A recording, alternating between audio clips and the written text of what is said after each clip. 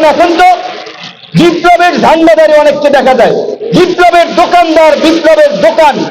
অথচ এই 5ই আগস্টের পূর্বে এই ভুইফোর সংগঠন এবং এই সমস্ত ব্যক্তি, এদের খবর ছিল না। এইটা আমাদের জন্য অশনি সংকেত যে বিপ্লবের ব্যানার নিয়ে নব্য নব্য বিপ্লবী দোকানদার দাঁড়িয়ে যাচ্ছে আর নতুন নতুন দোকান খুলছে।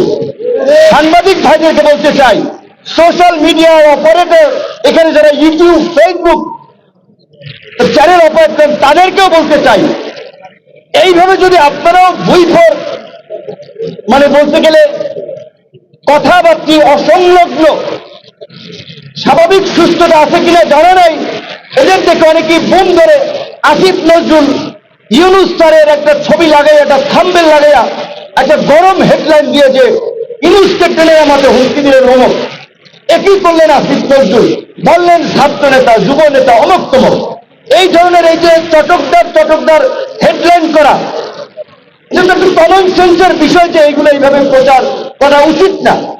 এবং এই যে জুলাই গণ অভ্যুত্থানের পরে এই বিপ্লবের দোকানদাররা অমুক সাংবাদিককে হুমকি দিচ্ছে, অমুক হাউসে হুমকি দিচ্ছে যে আপনার হাউস ফাঁসিবাদের দোষর, অমুকে এই ছিল, আপনারা আমাদের নিউজ কাভারেজ করেন না, আসেন, না হলে কিন্তু অমুক হবে তমুক হবে, এমন কিছু বিশৃঙ্খলা হয়েছে। এই বিশৃঙ্খলা এবং অতি উৎসাহী কর্মকাণ্ডে পরিষ্কারভাবে আমাদের বিন্দুমাত্র সমর্থন নাই। আমরা বিনয়ের সাথে অনুরোধ করব, সাংবাদিকতার বাইরে একজন নাগরিক হিসেবে এই সমস্ত ভুইফোর ব্যক্তি এবং সংগঠনের কর্মকাণ্ডকে আপনারা উৎসাহিত করেন না। এখন আমার মূল বক্তব্যে যেটি আমাদের শঙ্কা, যে আজকে এইখানে ফারুক হাসানকে ছুরি দিয়ে এইখানে আঘাত করে কপাল ফুটে গিয়েছে। ছুরি তারা কোত্থেকে নিয়ে আসলো? তাহলে তাদের হাতে ছুরি আগে থেকে ছিল। আমি কিংবা রাশিদ খান যদি থাকতাম, আমাদেরও তো পেলের মধ্যে একটা ছুরি চালিয়ে দিতে পারত। তো সরকারের সাথে আমাদের কোনো বিরোধ নাই, মুখোমুখি অবস্থানও নাই। কারণ এই সরকারের যে উপদেষ্টা সবচেয়ে নাহিদ করে মার খেয়েছে, নাহিদ মার খেয়েছে একদিন, এইখানে যারা দাঁড়িয়ে আছে 7 দিন মার খেয়েছে। 5 বছর পরে ডাক্তার ভীতি হয়ে ক্যাম্পাসে যে কয়বার খেয়েছি, অনেক বিরুদ্ধে অবশ্যই আসিফ এবং নাহিদ তো আমাদের সহ আন্দোলনকারী, আরো অনেকে মাহফুজ, সবাই আমাদের ঘনিষ্ঠ, আমাদের সহযোদ্ধা, সহকর্মী। একসাথে এনআরসি এর বিরুদ্ধে আন্দোলন করছি, ডাকসুতে নির্বাচন করেছে, তারা ছাত্র অধিকার পরিষদের সাথে ছিল।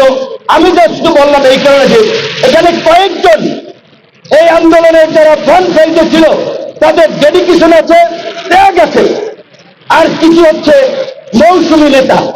শুধুমাত্র 10-12 দিনের মিডিয়া কাভারেজে এখন বিশাল নেতা হয়ে গেছে।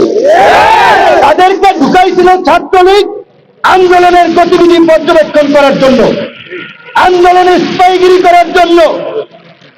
18 জুলাই যখন কথা বলি যে ভাই এক দফার বিকল্প নাই, এক দফা ছাড়া এই জাতির মুক্তি নাই, হাসিনা পিশাচ হয়ে গেছে, হাসিনার পতন ব্যতীত আমাদের মুক্তি নাই, প্রত্যেককে জেলে যেতে হবে।